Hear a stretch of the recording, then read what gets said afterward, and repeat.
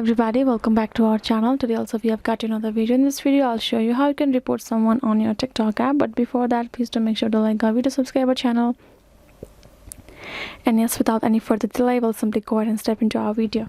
For that purpose, first of all, go ahead, open your TikTok app. Once your TikTok app is open, it's gonna basically look like this in the homepage of your app. What you're gonna do is say, let's say you are scrolling through some of the TikToks, right, and you find a particular account that you would like to report.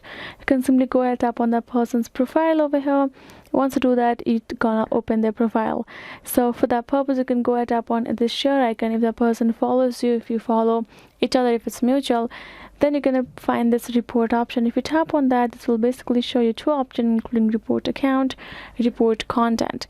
So whatever reason you would like to report this person with, you can tap on that particular account, tap on that particular option. If you tap on that, this will show you the reason, like why you're reporting. Go ahead, select that particular reason, and you will be able to send a report that particular user right there in your TikTok app.